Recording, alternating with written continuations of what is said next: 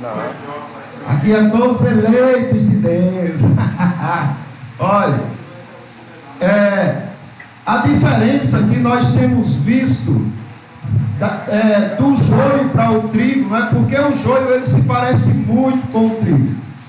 Muitas vezes ele respeita a sua esposa, a esposa, se for uma esposa, respeita o marido.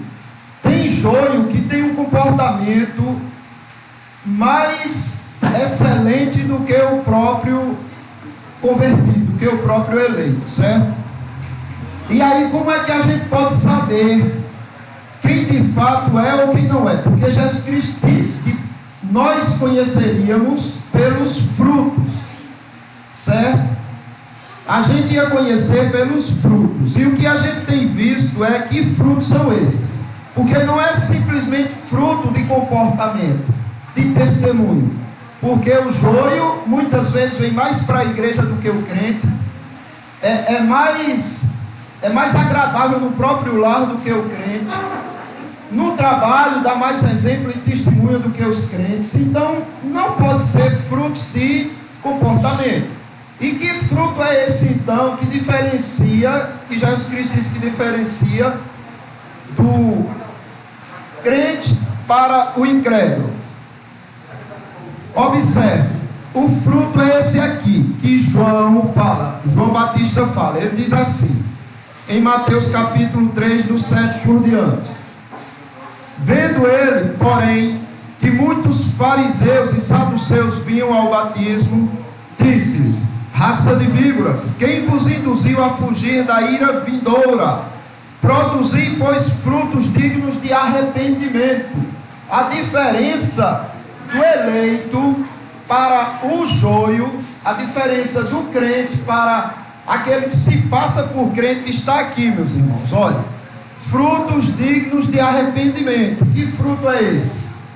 A gente viu que esses frutos dignos de arrependimento é a tua conversão, o teu arrependimento diante do confrontamento da palavra, seja em questão doutrinária, seja em questão corretiva de vida prática, tá certo? Quando você é confrontado com a palavra, você sente o choque, você baixa a cabeça, reconhece que está errado e produz esse fruto digno de arrependimento. Já o joio não tem desse fruto. O joio, ele tem o costume muitas vezes de afrontar a palavra. Então ele tem aquele princípio com ele e ele não abre mão daquele princípio.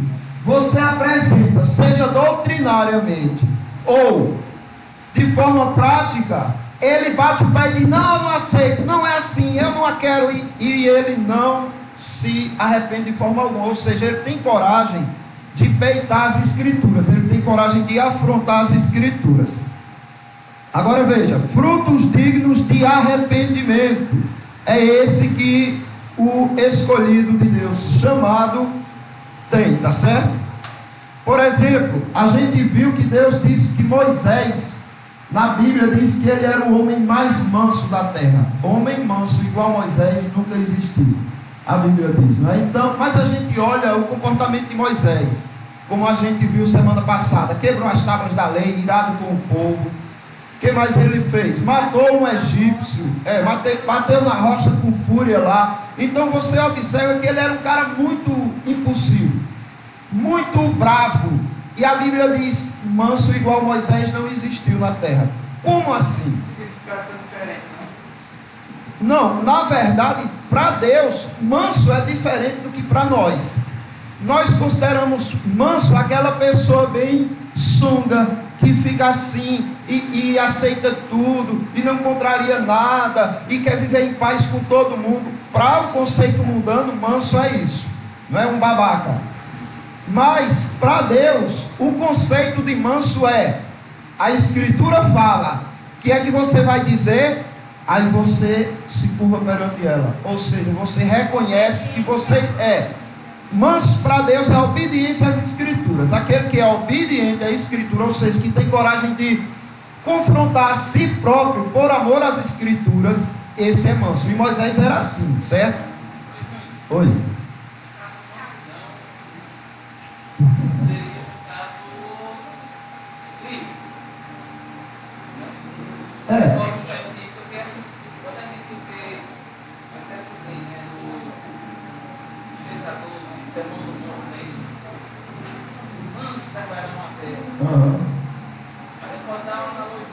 Aí igual de Moisés, querendo ou não, porque mais da terra. Veja o confronto que ele tinha de mais de 1 milhão de pessoas ao redor dele. Uma mulher identificada não consegue mais de 1 milhão de pessoas. E mesmo assim ele conseguiu captar todas aquelas situações e transformá-las de uma forma mansa. Exceto o que é relatado na Bíblia. É só um exemplo. Não é verdade. No caso, Moisés ali, ele tinha aquela reação, mas por quê? Porque ele via que o povo não estava sendo manso. O povo era rebelde contra a palavra de Deus. Moisés via aquilo e se irava. Essa ira de Moisés é chamada de mansidão. A ira por ver que a palavra de Deus está sendo contrariada, não está sendo respeitada, esta ira é chamada de mansidão. Agora é óbvio, tem que haver um equilíbrio, feito Jones diz. Você não pode extrapolar, você só pode ir até onde a Escritura manda, permite. Aí sim, você será manso. Por exemplo, Estevão. Pense em Estevão. Foi apedrejado. Enquanto ele estava sendo apedrejado, sabe o que ele dizia diante de Deus? Porque ele entendia isso das Escrituras. Ele dizia: Senhor, não lhes imputes esse pecado.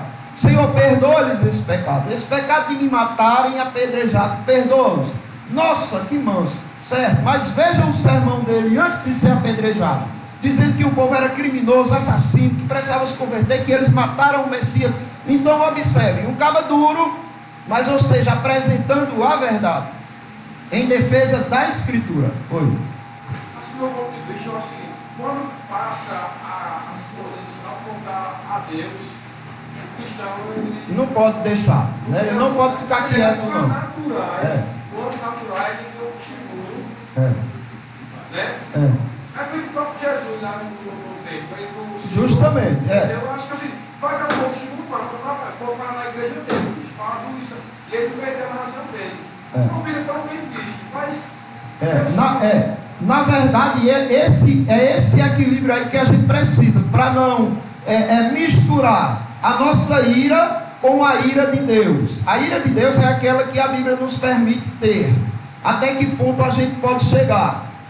Mas a nossa ira pode misturar-se com essa ira que é permitida por Deus, e aí a gente acaba pecando nesse sentido, porque o ser manso é você se irar dentro daquilo que Deus permite. Aí veja Moisés como era diante das Escrituras. Salmo 105, 28. Enviou trevas e tudo escureceu, e Moisés e Arão não foram rebeldes à sua palavra. Ou seja, o que fazia de Moisés manso era essa submissão às Sagradas Escrituras. Aí Deus diz, é o mais manso, ou seja, é o mais obediente da terra. Pedro, não é que a gente viu o exemplo de Pedro também,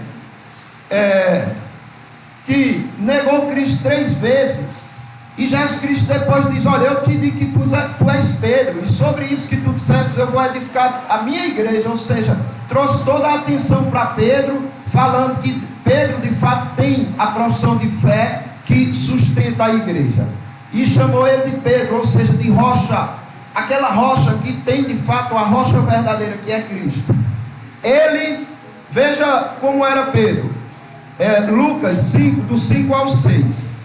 Respondeu-lhe Simão: mestre, havendo trabalhado toda a noite, nada apanhamos, mas sob a tua palavra lançarei as redes. Preste atenção, essa turma tinha trabalhado a noite toda, não é? Passou o dia todo, passou a noite toda trabalhando, terminaram. A Bíblia diz que eles já estavam lavando as redes, já estavam embrulhando tudo, guardando. De repente Jesus Cristo chega e diz o seguinte: olha, lança de novo a rede no mar.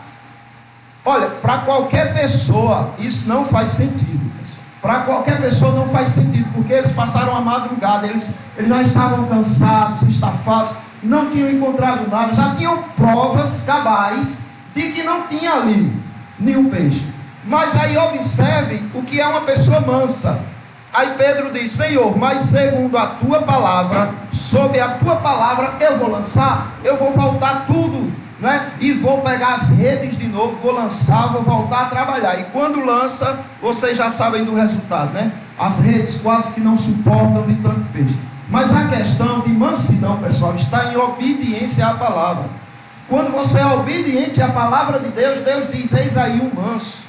Como o Jobs bem lembrou, os mansos herdarão a terra no sermão de Cristo, não é no sermão do monte. Os mansos herdarão a terra. Quem, Senhor? Manso para Deus é aquele que se curva às escrituras. Ainda que ele bate o pé e diga: eu tenho razão, eu estou certo, eu tenho convicção. Aí você mostra a Bíblia, ele vê que está errado, baixa a cabeça e volta na hora. Isso é mansidão, tá certo? Aí veja, como eles se comportavam diante de um não, ou diante de algo que ia de encontro ou contra aquilo que eles gostavam. Preste atenção, veja bem como eles se comportavam. Deuteronômios 3, do 23 por diante, diz assim: também eu, nesse tempo, implorei a graça ao Senhor, dizendo: olha, aqui vocês vão ver Moisés implorando a graça de Deus, e Deus dizendo não.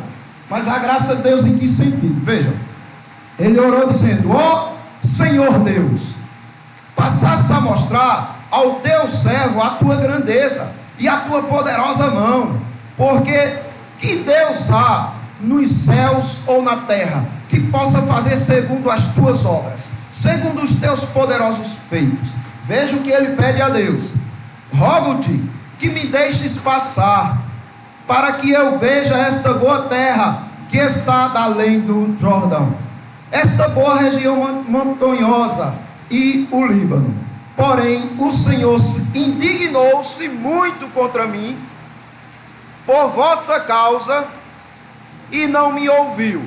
Antes me disse: basta, não fales mais nisto.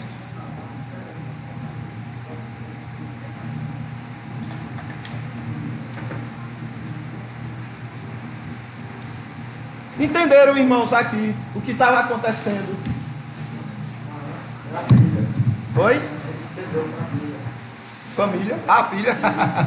Verdade. Olha, ele disse: rogo-te que me deixes passar, para que eu veja esta boa terra que está além do Jordão, esta boa região montanhosa e o Líbano. Ou seja, ele disse: Senhor, deixa eu entrar também na terra prometida, eu te rogo, eu te imploro por esta graça. A resposta de Deus foi qual? Porém o Senhor indignou-se muito contra mim por vossa causa e não me ouviu. Antes me disse: basta, não me fales mais nisso. Sabe quantas vezes Moisés falou nisso novamente?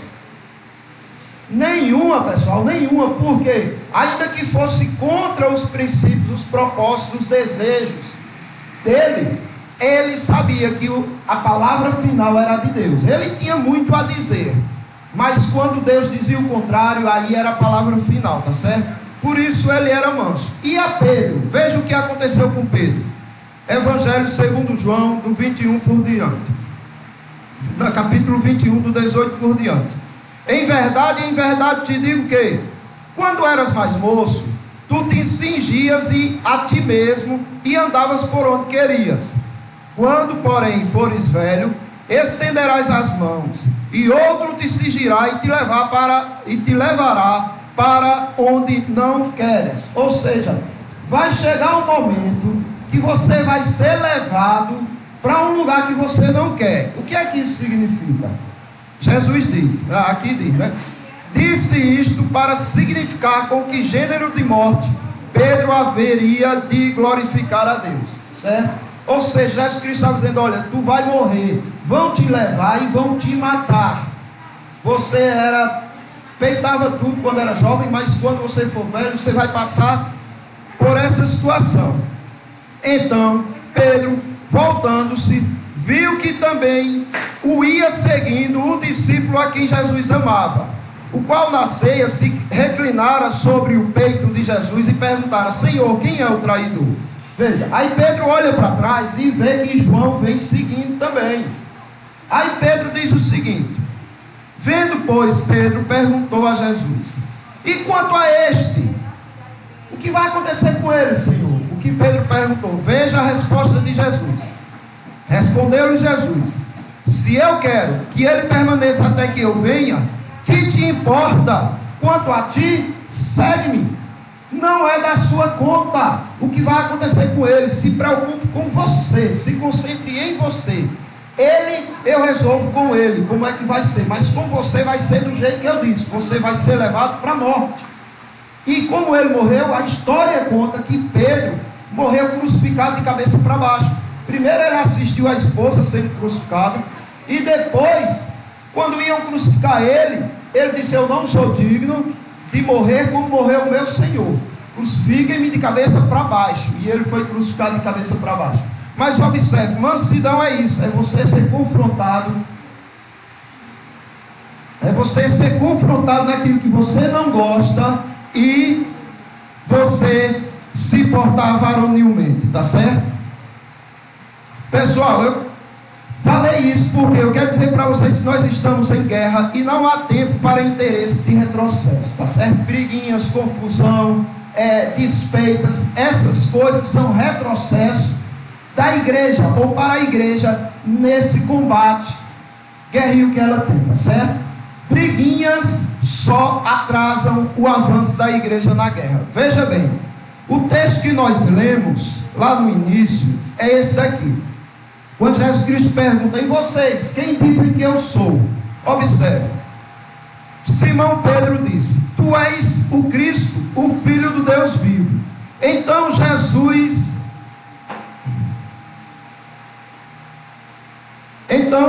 lhe afirmou: bem-aventurado és, Simão Bar-Jonas, porque não foi carne nem sangue que tu revelaram, mas meu Pai que está nos céus. Também eu te digo que tu és Pedro, ou seja, rocha, e sobre esta pedra, rocha, edificarei a minha igreja. Mas não sobre Pedro sendo a rocha, mas sobre o que Pedro falou. O que Cristo está dizendo: olha, Pedro, enquanto você tiver com essa afirmação, você será a rocha do meu evangelho. Porque não é você, mas o que você diz, o que você professa. Nesse contexto, qualquer um aqui de vocês pode ser uma rocha de sustentação, tá certo? Para as pessoas, que é o evangelho. Se vocês apresentam o evangelho puro, vocês estão tirando de vocês a rocha. Aí Jesus Cristo diz algo interessante: e sobre esta pedra edificarei a minha igreja, e as portas do inferno não prevalecerão contra ela. Sabe o que Cristo disse aqui, pessoal? Que o inferno tem medo de vocês. O inferno treme diante de vocês. E por causa disso o inferno tranca seus portões, de maneira que ele não permite que vocês entrem, avancem. Não permite que a igreja rompa, seguindo em guerra. Observe, as portas do inferno. Para que serve uma porta? Fechar, trancar. Para entrar não, a porta não serve para entrar. Para entrar, até uma casa sem porta serve, mas a porta serve para impedir a entrada, não é? Para fechar a entrada. Então as pessoas não conseguem entrar. Aí Jesus Cristo está dizendo: ó, eles vão trancar as portas, mas eu tenho uma profecia para vocês: vocês vão avançar, e elas não vão resistir, elas vão cair. Agora veja, o que você poderá enfrentar caso você resolva avançar? Hein, pessoal? Olhem para cá, prestem atenção, porque essa nossa reunião aqui é para mostrar para vocês que ser cristão não é brincadeira. Ser cristão é coisa séria. Por isso que eu queria que as crianças e os jovens escutassem, porque a partir deles, do menorzinho, já precisam começar entendendo que é sério ser cristão. E principalmente aqueles que vão professar fé hoje e que vai se batizar hoje, precisa entender, porque caso chegue próximo, na hora que for conversar com o pastor: não, pastor, eu vi no estudo que não é brincadeira, não quero não, viu? Deus me livre de ser crente. Aí já se livra de algo de uma responsabilidade tão grande. Veja, o que você poderá enfrentar caso resolva trabalhar? Fazer guerra.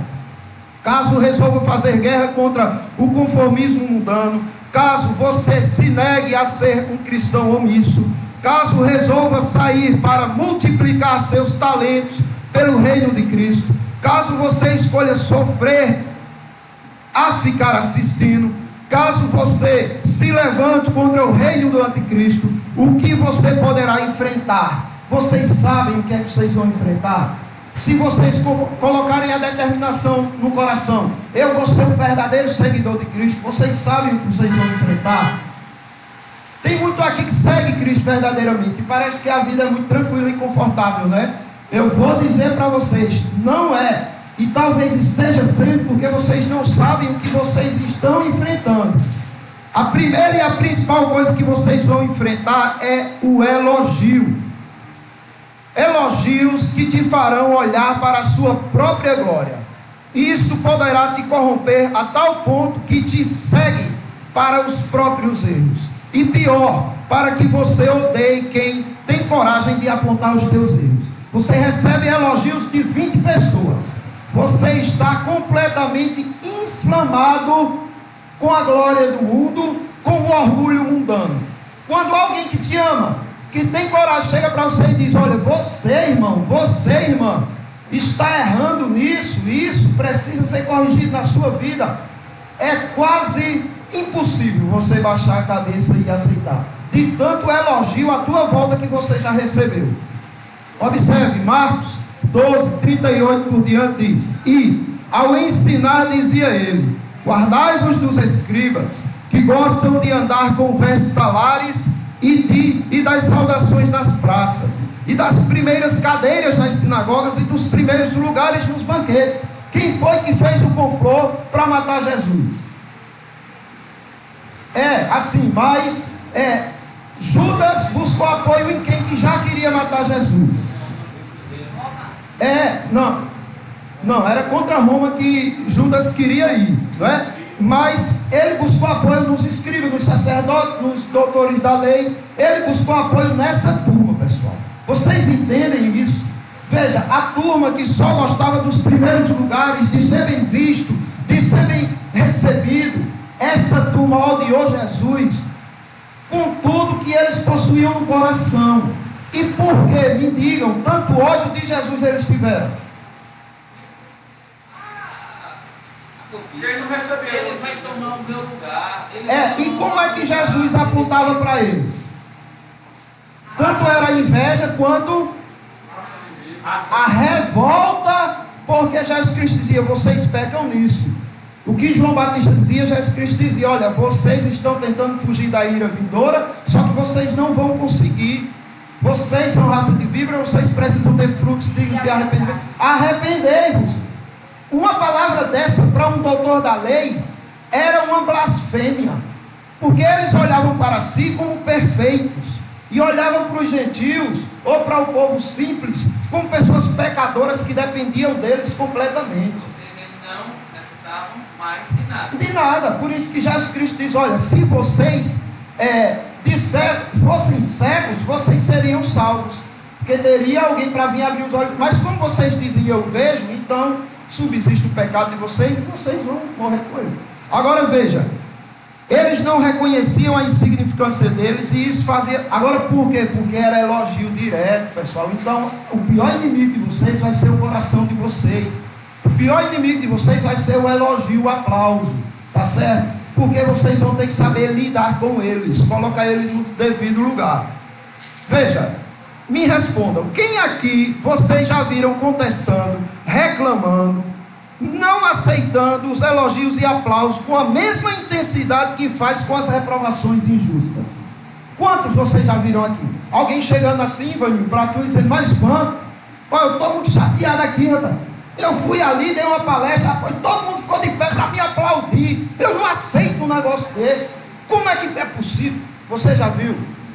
Não se vê, pessoal. Sabe por quê? Porque nós amamos o aplauso e o elogio. Nós amamos o nosso inimigo. Não é que é ruim, pessoal, é bom. E a Bíblia manda: honrai aos que têm honra. Você precisa fazer isso, aplaudir e elogiar. Mas a responsabilidade de quem recebe é dizer: Senhor, eu sou indigno. Obrigado por essa graça. Eu lembro de um segundo que o Washington aconteceu essa situação e ele Eu vi. Então, quando deram um aplauso para ele, ele disse: agora eu quero saber por que é que vocês estão me aplaudindo aqui. Eu estou pregando contra vocês, eu estou falando de vocês, e isso daqui é o que condena vocês. Vocês estão aplaudindo, então Então, ele mostrou que realmente a gente precisa levar a sério. Não é festa o Evangelho. Veja, observe. Nós vimos a guerra, certo? Aqui ó, em cima a arma. Nós vimos a nossa arma de guerra, que é você usar as escrituras contra seus próprios erros, tá bom? E a arma é essa aqui, ó. 2 Coríntios capítulo 10, do 3 por diante. Porque, embora andando na carne, não militamos segundo a carne. Porque as armas da nossa milícia não são carnais, e sim poderosas em Deus, para destruir fortalezas. Lembra do que Cristo disse? As portas do inferno não vão prevalecer. Aí Paulo diz, se vocês estiverem com a escritura, com a palavra, vocês vão destruir fortaleza, anulando nós sofismas, e toda altivez que se levanta contra o conhecimento de Deus, e levando cativo todo pensamento à obediência de Cristo, e estando prontos a punir toda desobediência, uma vez completa a vossa submissão. Aqui não é desobediência só do outro não, que pode ser cativa pela palavra do conhecimento de Deus que você leva, mas é também você tornar presa, cativa, tua escrava, o teu próprio pecado, a tua própria desobediência. Quando você confronta o seu comportamento com a palavra de Cristo, aí você diz, eu preciso me submeter à palavra de Cristo. Então, uma vez completa a sua submissão, vocês estão prontos para punir. Quando vocês forem submissos às escrituras, vocês estarão prontos para punir, certo? Essa é a nossa arma. As armas que militamos é a palavra de Deus. E a guerra qual é? Veja, do 16, 21. Desde esse tempo começou Jesus Cristo a mostrar a seus discípulos que lhe era necessário seguir para Jerusalém e sofrer muitas coisas dos anciãos, dos principais sacerdotes e dos escribas, ser morto e ressuscitado ao terceiro dia. Veja o que acontece, pessoal, aqui. Pedro, chamando-o à parte, começou a reprová-lo, dizendo, tem compaixão de ti, Senhor, isso de modo algum te acontecerá.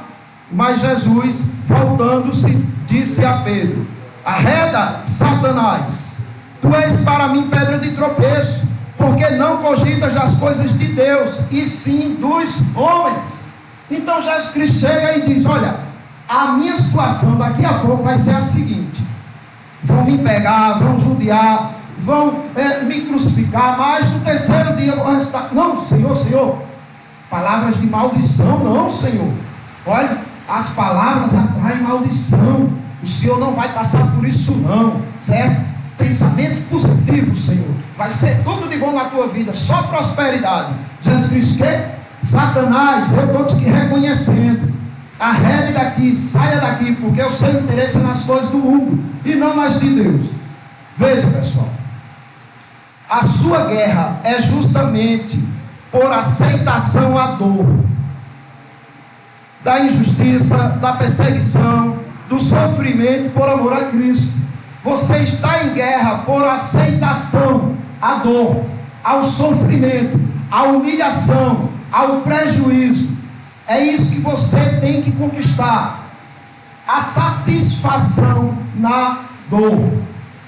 Você encontrar o sentido e o valor que há por trás deste sofrimento, desta humilhação, dessa vergonha. Veja, aqui eu coloquei, e eu quero que antes da gente fazer a votação, quem não leu, siga ali, leia aquele banner, certo? Que eu pedi para Eda e Ivan mandar fazer, e vejam o que vocês vão enfrentar, se quiserem continuar sendo cristão e se quiserem assumir alguma responsabilidade na igreja. Não precisa ler agora não, viu? Olhem para cá. Veja, eu vou ler para vocês, já para adiantar.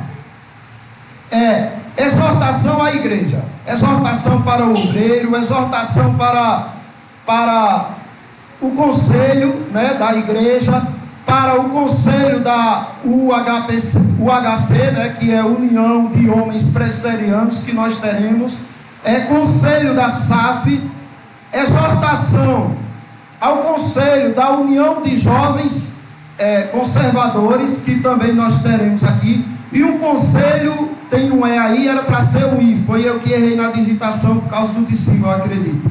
E o conselho da Igreja Presbiteriana Conservadora, os membros, um conselho para todos vocês. Olha, ainda que você sonhe, deseje e procure por flores em uma guerra, o que você precisa esperar dela é pelo pior. Pelo pior. Quem está em guerra procura por flores para ter um alívio, mas esperando um tiro. Entendam isso. A gente deseja encontrar flores, mas o que a gente espera é receber tiro, porque é o que vem, pessoal. Problemas, lutas, oposição, rejeição, decepção, frustração, zombaria, ridicularização, infantilidade, injustiça, ingratidão, falta de apoio, de recursos financeiros e de material humano. A solidão e o abandono pode ser a única coisa que você irá receber ao trabalhar em prol do reino de Jesus Cristo neste mundo. Então, antes de assumir qualquer função ou até querer ser membro nesse exército da cruz, pense e reflita se isto é o que você quer, tá certo? Pese e reflita, tá bom? Colocaram pense aí, mas era pese, mas dá o mesmo também, tá certo? Olha, a missão é esta. A missão é estar pronto para perder. Essa é a sua missão neste mundo. Só sossegue seu coração e olhe lá, não sossegue, porque você tem que vigiar para que não volte o que era antes. Você estará pronto quando você estiver pronto para perder. A missão é perder. Mas muitos entram para ganhar, para o sucesso, para o glamour. O que te espera é nada mais, nada menos do que a cruz. Entenda isso. Não, né? Graças a Deus, até hoje, as sociedades, as que a gente tem, que é pouquíssima, só tem escola dominical e SAF. Até hoje, graças a Deus, estão indo muito bem, tá certo? Mas no dia que começarem a dizer, porque a igreja não anda, porque eu faço de tudo e não dá certo, porque não tem... No dia que começarem a dizer isso, começou o fracasso. O fracasso não começou quando a coisa estava andando para trás, quando estava sendo um fracasso. O fracasso começou quando você começou a desestimular porque você esperava sucesso. Aí sim começou o fracasso da igreja. Veja, esteja pronto para perder, como Paulo estava e falou aos Filipenses capítulo 3, 7 e 8. Mas o que para mim era lucro, isso considerei perda por causa de Cristo. Sim, deveras considero tudo como perda por causa de Cristo, da sublimidade do conhecimento de Cristo Jesus, meu Senhor, por amor do qual perdi todas as coisas e as considero como refúgio para ganhar a Cristo. Então observe, Paulo olhou para tudo que ele um dia deu valor e disse: eu considero perda, eu não tenho mais interesse nessas coisas. Se Deus quiser tirar tudo de mim, o que Ele já tirou, eu não me importo, e se Ele quiser tirar mais, eu também não me importo. A única coisa que eu quero é a sublimidade do conhecimento de Cristo. É a Cristo que eu quero. Se despedindo aos irmãos em Éfeso, o apóstolo Paulo, em Atos capítulo 20, 22 a 24, diz o seguinte: e agora, constrangido em meu espírito, vou para Jerusalém, não sabendo o que ali me acontecerá, senão que o Espírito Santo, de cidade em cidade, me assegura que me esperam cadeias e tribulações. Paulo, eu só vou te dar uma garantia, Paulo, eu só vou te dar uma certeza. Não tem um lugar nesta vida que você não vá, uma cidade que você não entre, uma rua que você não pise, que não vai vir sobre você cadeias e tribulações. Essa é a tua única certeza. Observe a reação de Paulo. Porém, em nada considero a vida preciosa para mim mesmo, contanto que complete a minha carreira e o ministério que recebi do Senhor Jesus, para testemunhar o evangelho da graça de Deus. Eu não me importo nem com minha vida pessoal, eu não estou interessado na minha vida pessoal. A única coisa que me interessa é a minha alma, é o testemunhar do Senhor Jesus Cristo. Agora veja, lutemos primeiro contra nós mesmos, tá certo? Depois, vamos lutar contra o diabo e os seus anjos, e depois vamos lutar contra o mundo. Observe que não é pequena a nossa guerra. As pessoas do mundo têm que lutar contra elas mesmas, contra a carne, certo? E infelizmente contra Deus. Nós temos que lutar contra nós mesmos, contra o diabo, os demônios dele e contra o mundo. E vamos levar na brincadeira o seguir a Cristo. Vivemos como peregrinos em terra estranha. Nossa postura, nossa visão, nosso comportamento deve denunciar ao mundo que a ele não pertencemos e que dele nada esperamos. O Senhor Jesus é o fim único do cristão, tá certo? E o fim será este aqui, 16:27, que ainda nesse sermão Jesus Cristo diz: porque o Filho do Homem há de vir na glória com seu Pai, com os seus anjos, e então retribuirá cada um conforme as suas obras. Em verdade vos digo que alguns há dos que aqui se encontram, que de maneira nenhuma passarão pela morte, até que venham vir o Filho do Homem no seu reino, tá certo? Isso aqui ele está se referindo à glória que ele manifestaria no Monte da Transfiguração, que é o que ocorre logo depois. Depois desse evento, Jesus Cristo reúne Pedro, Tiago e João, que são alguns dos que estavam ali, leva para o monte e eles veem Cristo glorificado, tá certo? Mas aqui o que Jesus Cristo está dizendo: olha, o fim de vocês têm que olhar para o fim, e não para o momento ou para o amanhã, mas para o fim de tudo, que é a glória do Filho com os anjos, e também de todos aqueles que receberão conforme as suas obras. Esse é o interesse do cristão. Lembra que Pedro disse: Senhor, assim não sofrerás tanto. Jesus Cristo disse: não sou eu, e não só eu, vocês também. Porque aquele que não negar a si mesmo, aquele que não tomar a sua cruz e me seguir, não é digno de mim. Ou seja, se vocês não estiverem prontos para sofrer isso que eu estou dizendo que sofrerei, vocês não são dignos de mim. Então, querido Pedro, você que estava com tanta peninha de mim, o que eu tenho a dizer para vocês é que você também passará o mesmo. Você enfrentará o mesmo, e não só você, como também todos que quiserem me seguir. Mas o fim, pessoal, o fim é a glória. Observe o que Paulo diz a Timóteo, 2 Timóteo capítulo 4, 6 a 8. Quanto a mim, estou sendo já oferecido por libação, e o tempo da minha partida é chegada. Combati o bom combate, completei a carreira, guardei a fé. Já agora a coroa da justiça me está guardada, a qual o Senhor, reto juiz, me dará naquele dia, e não somente a mim, mas também a todos quantos amam a sua vinda. Certo, meus irmãos? É isso que espera por vocês. Se vocês de fato estiverem prontos para a guerra, se vocês estiverem prontos a dizer: eis-me aqui, Senhor, envia-me a mim, vai ter muito sofrimento, mas o fim de vocês, nada pode se comparar em glória, tá bom? Então, meus irmãos, para terminar, minha orientação para vocês é: se vão assumir algum cargo, faça com amor, capricho e zelo, dando sempre o melhor de si. Veja, não é o melhor do que o obreiro espera de vocês, não é o melhor que a diretoria ou a igreja espera de vocês, é o melhor que vocês podem dar, ainda que sua capacidade seja apenas de um talento comparado àquele que recebeu 5 ou 10 ou 20, tá bom? Para trabalhar. Se você trabalhar assim, nenhuma crítica será aprovada por Deus. Ou seja, o que é que eu estou dizendo?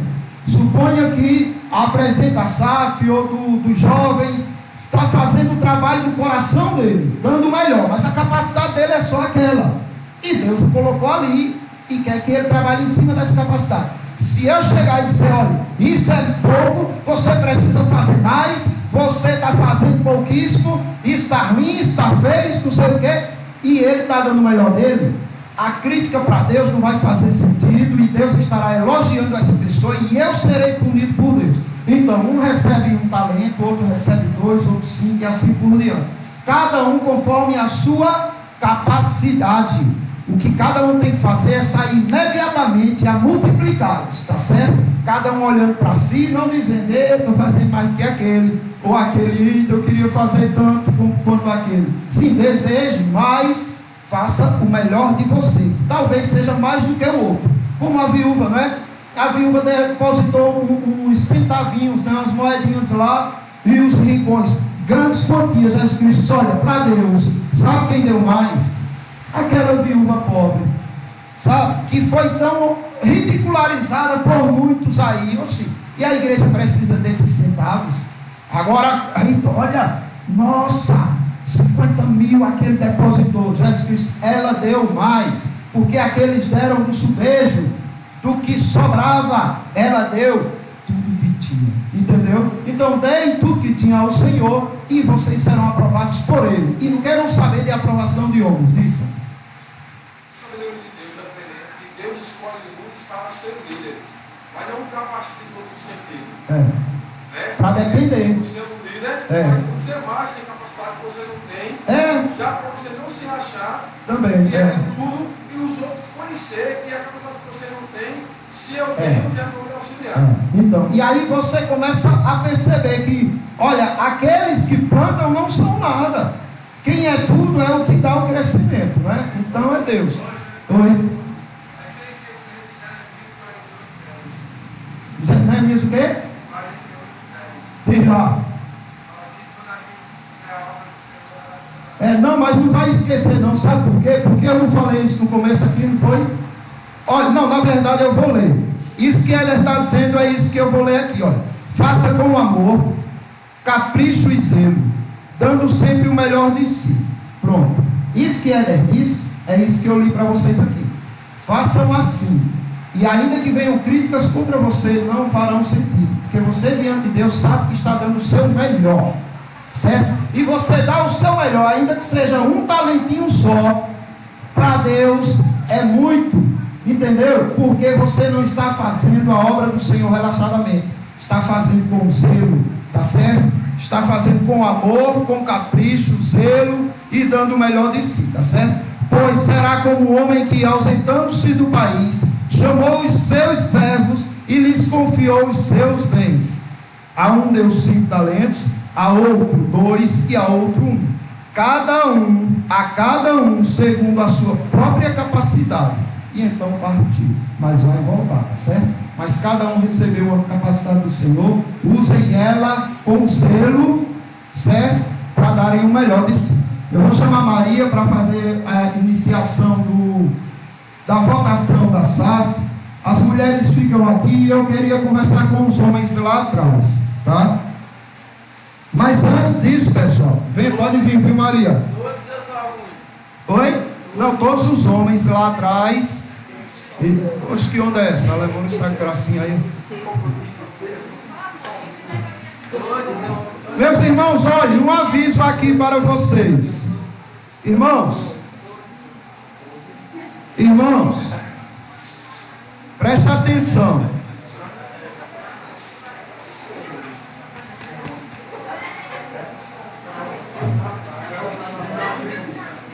Irmãos, olhem para cá, todos olhem para cá, por favor.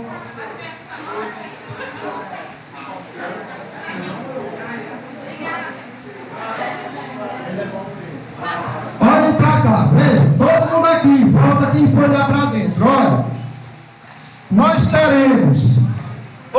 temos na igreja o conselho irmão, silêncio, por favor. Silêncio. Ei, nós temos na igreja o nosso conselho, graças a Deus, não é? Que tem trabalhado. Nós vamos ter a sociedade de homens, certo? União de Homens Conservadores. Nós temos a SAF, que tem feito um excelente trabalho. Nós teremos a Sociedade de Jovens, né? A União de Jovens Conservadores. Nós temos professor de escola bíblica dominical. Vamos precisar de um auxiliar. Nós temos professor de escola bíblica. Né? Professor de escola bíblica dominical. Vamos precisar de um auxiliar.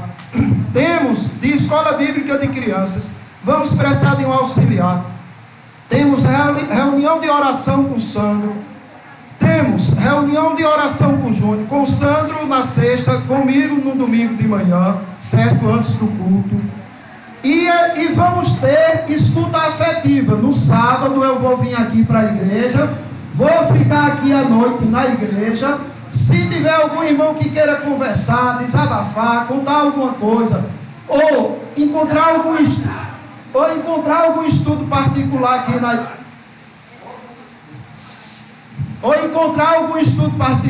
na igreja, eu vou estar aqui numa mesinha esperando por vocês. Se ninguém vier, não tem problema, eu estarei estudando, tá certo? Mas se vier, eu paro os estudos e a gente conversa sobre o que os irmãos quiserem. Oba! Então, irmãos, olha, a SAF vai se reunir, os homens eu preciso ali.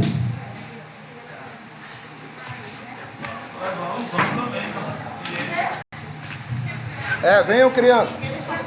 Sim, pega.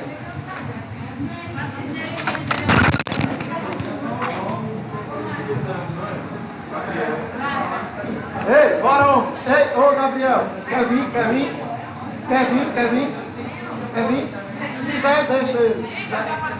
Crianças podem ficar, tá certo? Não, Pietro pode ficar. Quer dizer, não, os jovens vêm. Cadê Esther? Não, Esther não vai ter que ficar. Porque a gente vai falar sobre a sociedade dos jovens também. Vai pra cá, tá? Vai valer? Uma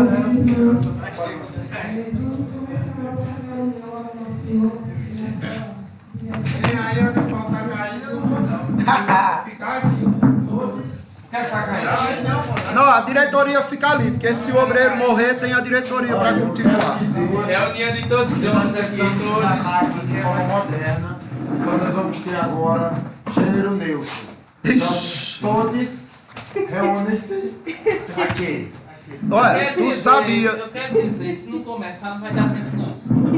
Você é um menino. Isso aí, você quer fazer, vai ser tanto conceito que Não vai faltar ninguém. Hoje eu estou precisando dos conselhos, eu pensava para você. É a sorte do Se você não fosse bom, se dava. Aí não. Aí é a barba do nosso Calvinho, cara. Nosso Calvinho. Pesquise, chegue. Eu já sei como é, mas Não é aí... assim não. Não, é Calvinho. Que é Olha a assim. importância do mestre, onde ele vai Che Guevara era cabeludão, rapaz. Sim, mas ele não é cabeludão. Para de amaldiçoar o irmão. Pegue uma cadeira pra você. Pior não é nada. Ele disse que eu Pega a cadeira lá, pega lá. Essa aqui é a esquerda. E aí? Você tem uma foto de Che Guevara que faz contigo, onde vai lá na carteira. Não é um William. Caramba, com a foto de Che Mas parece mesmo. Olha, tá vendo? Eu já te falei, quando o caminhão passa por cima do cabo às vezes, vai dizer que o cabo é Aí, saiu porque bem, cara. ficou. Aí não foi não, porque o caminhão faltou um freio. Esse alemão. Olha, presta atenção, moça. Veja. Presta atenção. Vai o braço direito de quem é, Júnior? Um mestre. Quem é que tá faltando dos homens aqui? Direito, Vou pegar um. Aí na hora que Júnior tava fazendo lá, ministrando a aula e tudo mais, se você conhece alguém que se incomoda quando é elogiado na minha mente, eu digo, William, Que dá, ele é homem santo, quando você Vem, senão ele vai começar a fazer. Eu vou sentar ali perto de Jó. Ele ia citar, você ia dizer. É se realmente. mulher assim, podia ser que ele ficasse envergonhado por saber que é um homem tão santo. Vem, ó lá. Olha, pessoal, veja só. Você também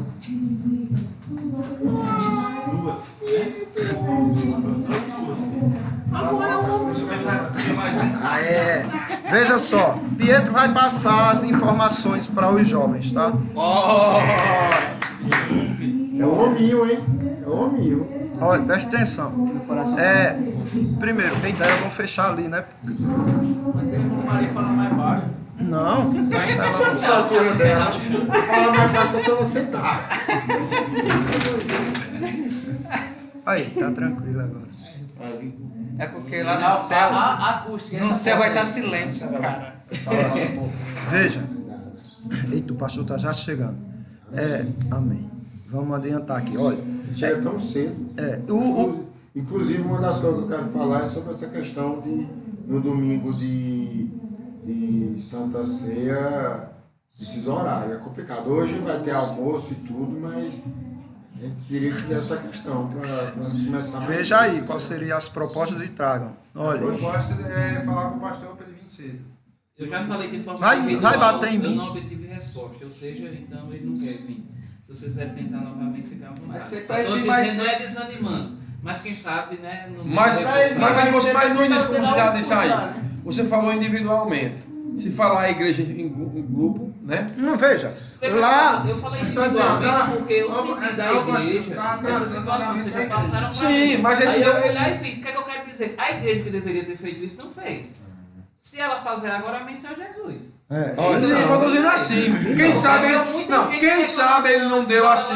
Mas a igreja não foi. é porque veja. Sim, no mas caso- agora. Eu só fui contra a igreja. Não, mas você fez certo. Mas no caso dele, quem sabe ele não levou tão a sério, não ligou, porque você falou só. Se todo mundo Olha. falar.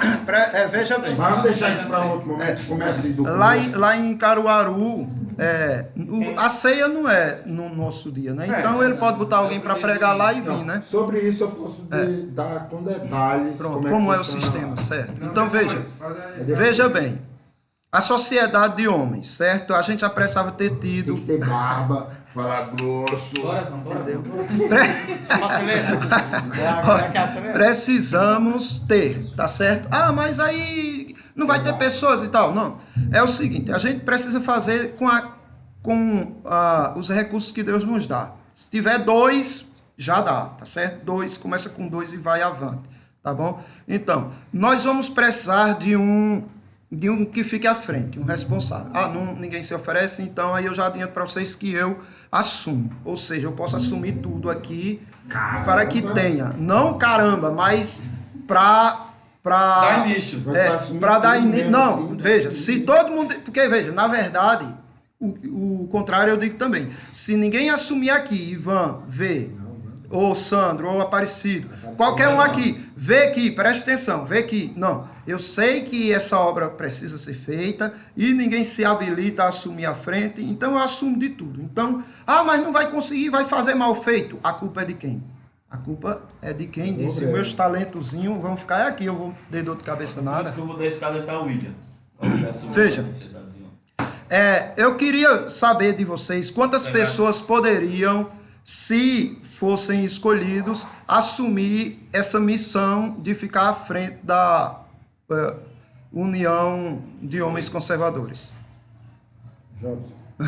Bora, cada um levante a sua mão. Quem quiser se candidatar, levanta a mão, é isso. A liderar, A ficar à frente desse trabalho. eu indico o Jobs. Eita, que indicar, não é indicar. Olha, a gente vai fazer da seguinte maneira: cada um vai fazer aquilo que quer, assim, aquilo que deseja. Tá certo? Peraí. Sim. Licença. Para gente ser mais rápido e objetivo. Presta atenção. Qual é a finalidade, qual será a função dessa UHC? Veja.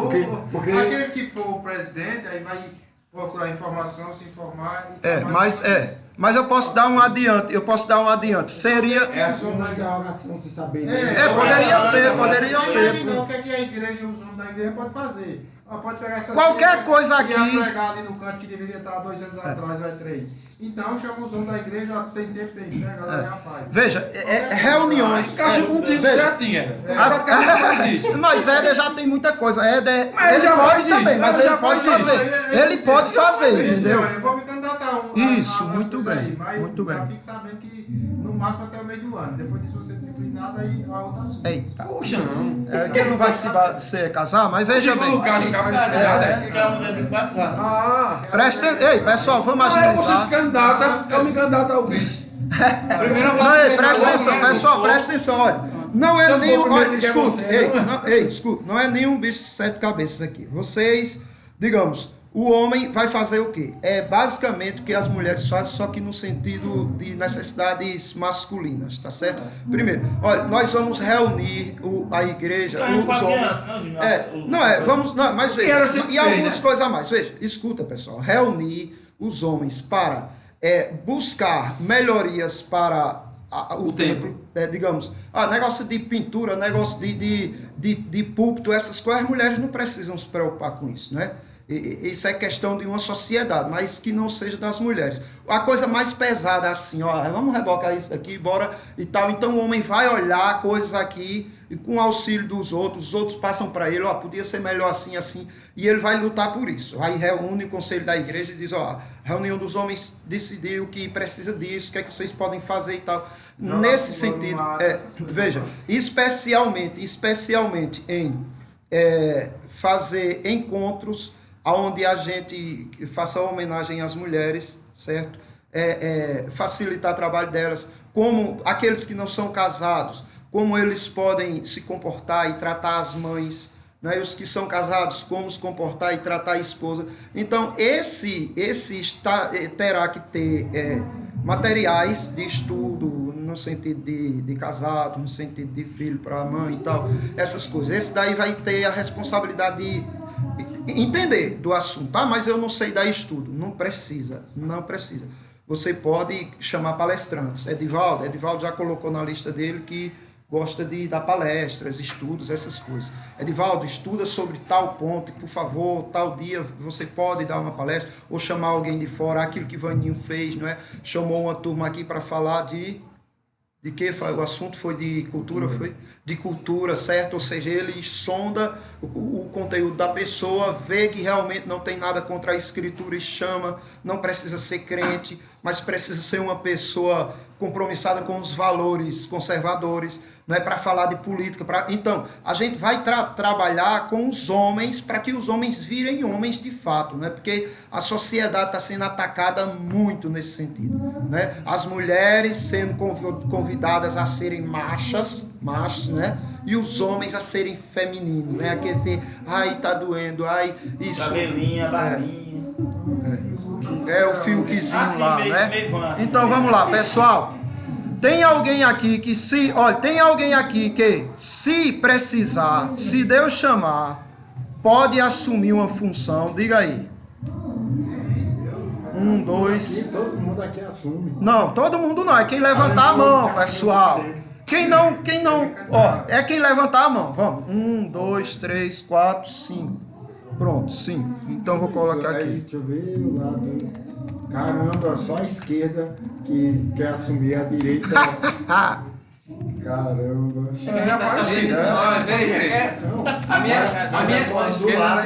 A esquerda dele levantou o braço aqui, ó. A minha questão é a seguinte, a minha questão não é assumir coisa de liderança, não é comigo não, tá? De liderança não é comigo não, mas se for pra colocar, pra fazer qualquer outro serviço, você vai ser pau mandado. A pergunta foi essa. Não se preocupe não. Você tá ferrado na minha mão. Não se preocupe não. A questão foi pra eu já mandar dei serviço pra você já. Olha, muitas práticas dessas que o Júnior falou já é feita na igreja. Só não tinha só não tinha alguém à frente, né? E o nome de né? Ó. A união de jovens, alguém aqui se habilita a assumir se Deus chamar para esse... Eu digo Deus chamar se for eleito, né? Foi eleito e Deus chamou, então 3, né?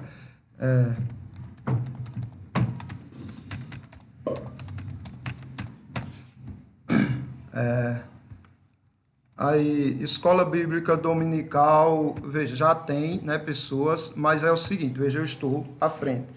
Se vocês se sentem chamados, podem me procurar e dizer, Júnior, eu queria dar estudo de escola dominical. O agente de vida você assume, tá certo? E aí você vai ter um auxiliar, para caso você falte ou coisa assim. Eu poderia ficar como esse auxiliar, não sei. Professor de jovens pode ser mulher ou homens. Aí eu posso passar para elas depois. Professor de crianças também, ou mulher ou homem, tá certo? Tem pesta, mas pode ser outra pessoa. Só é se candidatar. Na reunião de oração das sextas-feiras já tem Sandro, era importante Sandro pegar um auxiliar, que esse auxiliar ficaria responsável por assumir caso ele não pudesse vir, né? A reunião de oração também do domingo, antes do culto, se alguém puder me ajudar, depois me procure, que aí você assume num dia que eu não puder ou num dia que você quiser, né? E a escuta afetiva eu vou fazer porque... Escuta o quê? Afetiva. Não, afetiva, de sentimento. De afeto. Não, mas mas Ele usando a psicologia. Por exemplo, você vem com a namorada, você vem chorando. Você vem aqui no sábado. Conselheiro amoroso. Eu gritei com você. essas coisas. Porque assim. Segura. Porque veja, na verdade isso já acontecia, só não tinha um ponto, né? Ao contrário do padre, que o cavalo vai lá se confessar. Seus Tem uma pecados. barreira assim tal, não. É um Aqui, servidor. aqui vai ter um divã. Aí vai estar lá, olha. Não, seria o quê? Veja, por Mas quê? aí é uma questão pessoal toda, não tem nada a ver com isso.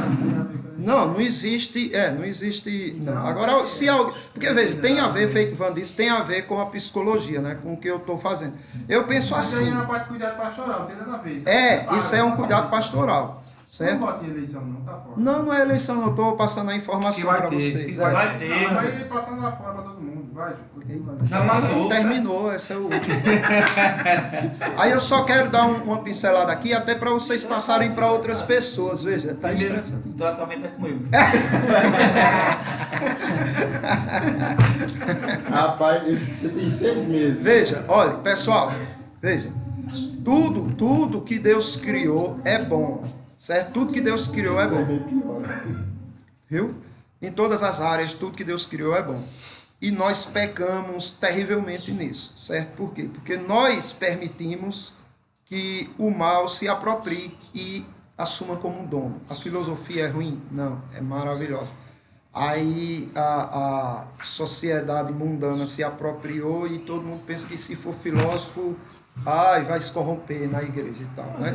Política, é uma ciência de pensar. psicologia, psiquiatria, todas as áreas da cultura. Terminou lá, foi, marido? Terminou? Terminou, oba. Todas as áreas, pode deixar ela à vontade.